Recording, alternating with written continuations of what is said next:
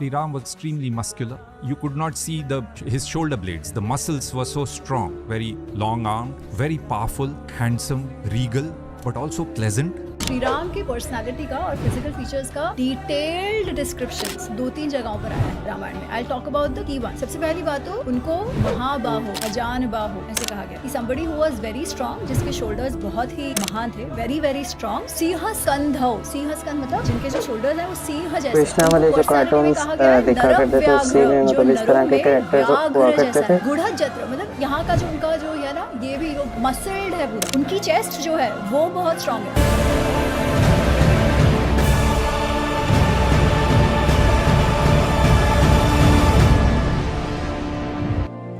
अब देखो, रामायण जैसी इतनी बड़ी प्रोजेक्ट की जैसे ही ग्लिम्स आई तो इसकी 2000 करोड़ के budget, global cinema, international artist, अपनी detailing, VFX and visual work के लिए से हर जगह से एप्रिसिएशन मिली। फिर चाहे वो अपने यूट्यूबर्स की, फिल्म रिव्यूअर की कम्युनिटी हो, न्यूज चैनल्स हो या फिर फिल्म क्रिटिक्स, सभी ने इसके कसीदे पढ़ दिए। तो हमने भी इस प्रोजेक्ट पे डिटेल में R&D की, जिसके बाद ऐसे ऐसे फैक्ट्स एंड फिगर्स निकल के सामने आए कि हमें भी लगा कि ये फिल्म नहीं बल्कि एक ऐसा प्रोजेक्ट है जो इंडियन सिनेमा में कभी भी बना ही नहीं है और शायद अगले 2 डिकेड तक कोई ऐसी प्रोजेक्ट बना भी ना पाए। इसलिए इस रामायण जैसे 2 पार्ट्स में आने वाली इस फिल्म पर डिटेल वे में बात करेंगे और इतना कुछ बताएंगे जो आपको शायद ही अभी तक किसी और ने बताया होगा। जैसे कि आपको पता है कि मेकर्स को रामायण फिल्म का टाइटल पहले रामायण की जगह गॉड पावर मजबूरी में रखना पड़ा था और इस फिल्म में रणबीर कपूर श्री राम के रोल के लिए फर्स्ट चॉइस थे ही नहीं और ना ही यश रावण के रोल के लिए फर्स्ट चॉइस थे। इवन साई पल्लवी से पहले भी माता सीता के रोल के लिए बॉलीवुड की 2 A लिस्ट एक्ट्रेसेस को रिजेक्ट करना पड़ा था। तो कैसे नितेश तिवारी और नमित मल्होत्रा ने इस प्रोजेक्ट को स्टार्ट किया और इस प्रोजेक्ट को स्टार्ट करने के बाद वो कौन कौन से चैलेंजेस आए, जिसके बाद लगा कि भैया ये फिल्म तो अब नहीं बन पाएगी। और सबसे बड़ी बात कि क्यों ये फिल्म इंडियन सिनेमा के फ्यूचर को चेंज करने की ताकत रखती है। इसके अलावा इस फिल्म के स्टार कास्ट को क्यों इंडिया की ऑडियंस ही हेट कर रही है और क्यों लोग आज भी रणबीर कपूर को निकलवा के रामचरण को श्री राम के रोल में देखना चाहते हैं। और रामायण के मेकर्स ने अधिपुरुष के मेकर्स से ऐसा क्या अलग किया है कि ये फिल्म अधिपुरुष की तरह सिनेमा पे एक दाग ना होके इंडियन सिनेमा के लिए एक बहुत बड़ा ख्वाब पूरा करने जा रही है। एंड मोस्ट इंपॉर्टेंट, वो हॉलीवुड के कौन से बड़े नाम है जो इस फिल्म पर काम कर रहे हैं। और अगर रामायण फिल्म अच्छी बनती है तो कैसे ये हॉलीवुड मूवीज को भी बॉक्स ऑफिस पे बीट कर सकती है। आइए सारी चीजों पर डिटेल में बात करते हैं। तो लगाते हैं हेटर्स पे विराम और करते हैं वीडियो स्टार्ट लेके श्री राम का नाम।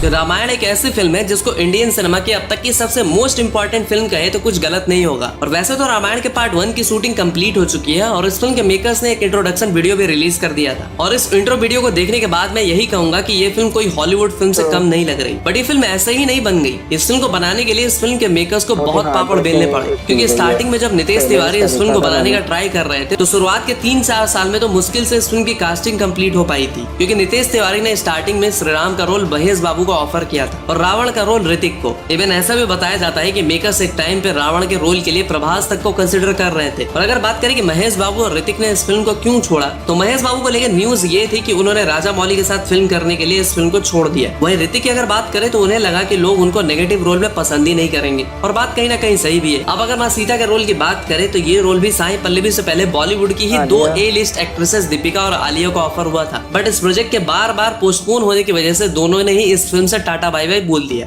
और जब सब फिल्म को छोड़कर निकल रहे थे तो रामायण फिल्म के प्रोड्यूसर्स यानी कि नामित मल्होत्रा, अल्लू अरविंद, मधु मंटेना, इनमें से भी अल्लू अरविंद और मधु मंटेना को इस प्रोजेक्ट पे डाउट होने लगा था और शायद कहीं ना कहीं हरी पत्ती की भी कमी हो गई थी, तो उन्होंने भी ये प्रोजेक्ट छोड़ दी। उसके बाद नामित मल्होत्रा और नितेश तिवारी किसी तरह इस प्रोजेक्ट को आगे बढ़ाते हैं और भगवान राम के रोल में रणबीर कपूर को कास्ट करते हैं और किसी तरह यश को भी रावण के रोल प्ले करने के लिए कन्विंस कर लिया जाता है। और यश का नामित मल्होत्रा और नितेश तिवारी का विजन इतना सही लगता है कि वो अपनी जेब से पैसे लगाने को भी तैयार हो जाते हैं और प्रोड्यूसर भी बन जाते हैं। और इसी दौरान सीता माता के रोल के लिए काफी ऑडिशंस लिए जाते हैं और श्रीनिधि शेट्टी का भी ऑडिशन लिया जाता है, बट अनफॉर्चुनेटली उन्हें यह रोल नहीं मिल पाता और फाइनली साई पल्लवी को इस रोल के लिए सेलेक्ट कर लिया जाता है। अब अगर राम, सीता और रावण के रोल के अलावा बाकी मेजर कैरेक्टर्स की बात करें तो हमारे पवन पुत्र हनुमान जी के रोल में सनी देओल को कास्ट किया जाता है। इसके अलावा रवि दुबे को लक्ष्मण के लिए कास्ट किया जाता है, कुणाल कपूर को इंद्रदेव, रकुलप्रीत सिंह को शूर्पणखा के लिए, लारा दत्ता को कैकेयी के लिए, विजय सेतुपति को विभीषण और राजा दशरथ का रोल हमारे रामानंद सागर के रामायण के श्री राम यानी कि अरुण गूगल जी को लिया जाता है। और इतने बड़े स्टार कास्ट को, इतने सारे स्टार्स को एक ही फिल्म के लिए एक ही साथ लाने में मेकर्स के पसीने छूट जाते हैं, बट फिर भी किसी तरह उन्होंने इस फिल्म की कास्टिंग कंप्लीट करी होती है। और फिर मुश्किल से जब इस फिल्म की शूटिंग स्टार्ट होती है तो रामायण के फॉर्मर प्रोड्यूसर्स, मेरा मतलब मधु मंटेना और अल्लू अरविंद ने रामायण के मेकर्स पे रामायण के टाइटल को लेके कॉपीराइट का केस ठोक दिया होता है, जिसकी वजह से रामायण का टाइटल बदलकर कुछ टाइम तक गॉड पावर रखना पड़ता है। लेकिन नामित मल्होत्रा साहब बाद में इस मैटर को किसी तरह से सॉल्व कर लेते हैं और मूवी का टाइटल गॉड पावर की जगह वापस से रामायण ही रखा जाता है। उसके बाद सब सही जा रहा होता है, मूवी की हाइप भी तगड़ी होती है। फिर रामायण के मेकर्स रिलीज करते हैं एक इंट्रोडक्शन वीडियो जिसमें रणवीर कपूर की कास्टिंग को लेके बवाल हो जाता है। एक सेक्शन ऑफ ऑडियंस को Ranveer as a Ram perfect लग रहे थे, तो वहीं एक सेक्शन को ऑडियंस में रणवीर को लेके हेट भी था। बट यहाँ पे इंटरेस्टिंग चीज ये है कि जब अधिपुरुष अनाउंस हुई थी तब उस फिल्म की कास्टिंग भी परफेक्ट नहीं थी, बट स्टिल उस फिल्म को कोई हेट नहीं मिला था। लेकिन जहाँ रामायण फिल्म की कास्टिंग ऑलमोस्ट परफेक्ट है, फिर भी उस फिल्म को इतना क्रिटिसिज्म झेलना पड़ रहा है और लोग इस फिल्म की कास्टिंग चेंज करवाना चाहते हैं। मोस्ट इंपोर्टेंट, लोग रामचरण को रणवीर से रिप्लेस करना चाहते हैं। लेकिन क्या अगर रामचरण को श्री राम का रोल मिलता तो क्या वो रणवीर से बेटर कर पाते? इन सारी चीजों के बारे में हम अगले पॉइंट में बात करेंगे। बट रणवीर को लेके गुस्सा ऑडियंस में किस बात को लेकर है वो तो आपको पता ही होगा।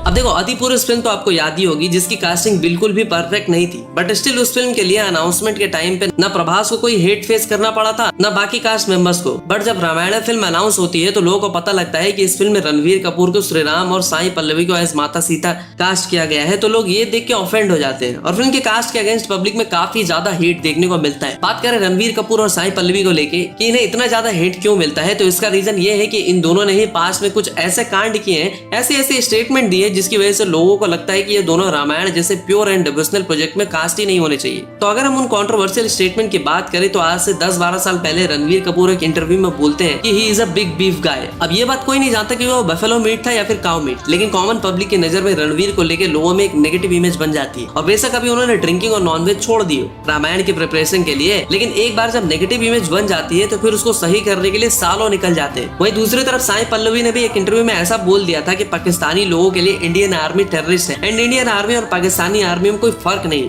जिसके बाद होना क्या था, लोगों ने साई पल्लवी को भी लपेटे में लिया और सोशल मीडिया पे मस्त होया। तो इन सब बातों से आपको समझ में आ गया होगा कि क्यों एक सेक्शन ऑफ ऑडियंस रणवीर और साई पल्लवी के रामायण फिल्म में होने से नाखुश है और वही लोग चाहते हैं कि इस फिल्म से रणवीर कपूर और साई पल्लवी को निकाल दिया जाए। इवन कुछ लोग तो रणवीर कपूर को फिल्म से निकलवा के रामचरण को श्री राम का रोल प्ले करते हुए देखना चाहते हैं, क्योंकि लोगों ने रामचरण को RRR में श्री राम के गेटअप में देखा था। इसी की वजह से लोगों को लगता है कि रामचरण श्री राम के रोल के लिए सबसे परफेक्ट चॉइस है। और अगर इस चीज पे मैं अपना पर्सनल ओपिनियन दूं तो देखो, Ram Charan is a brilliant actor, उनमें पोटेंशियल है भगवान राम के रोल को पुल अप करने के लिए। लेकिन रणवीर कपूर भी उतने ही तगड़े एक्टर हैं जितने रामचरण है और उनमें भी पोटेंशियल है भगवान राम के रोल को पुल अप करने की। बाकी अगर हम ये पता लगाने का ट्राई करें कि दोनों में से भगवान राम का रोल बेटर कौन प्ले कर सकता है, तो इसका जवाब तो रामायण फिल्म के रिलीज होने के बाद ही पता चलेगा। बाकी आप अपना ओपिनियन कमेंट सेक्शन में जरूर बता सकते हो कि आपके अकॉर्डिंग श्री राम के रोल के लिए रामचरण बेस्ट है या फिर रणवीर। अब अगर वीडियो में आगे चले तो भले ही लोगों को इस फिल्म की कास्टिंग से प्रॉब्लम हुई हो, बट जब ये फिल्म रिलीज होगी तो शायद ये बॉक्स ऑफिस पे हॉलीवुड की बड़ी बड़ी मूवीज को भी बीट कर सकती है। और ऐसा मैं क्यों बोल रहा हूँ वो तुम्हें आगे बताऊंगा। साथ ही साथ ये भी बताऊंगा कि हॉलीवुड के वो कौन से बड़े नाम है जो रामायण मूवी में काम कर रहे हैं। एंड मोस्ट इंपॉर्टेंट थिंग, अधिपुरुष के फेलियर के बाद लोगों को लगता है कि बॉलीवुड कभी एक अच्छी रामायण वाली फिल्म बना ही नहीं सकता। तो उन लोगों को मैं कहना चाहूंगा कि रामायण के मेकर्स ने अधिपुरुष के मेकर्स की गलतियों को बारीकी से सीखा है और ये इस बात का पूरा ख्याल रखा है कि जो गलतियां अधिपुरुष बनाते टाइम हुई थी वो सेम गलतियां रामायण बनाते टाइम ना हो और रामायण अधिपुरुष की तरह एक फेलियर ना हो। इसलिए रामायण के मेकर्स ने रामायण बनाते बहुत सी यूनिक और क्रेजी चीजें की हैं, जो इस बात की गवाही देती है कि रामायण फिल्म के फेल होने के कोई चांस ही नहीं है। और वो कौन सी यूनिक चीजें हैं जो रामायण के मेकर्स कर रहे हैं, आप उनके बारे में बात करते हैं।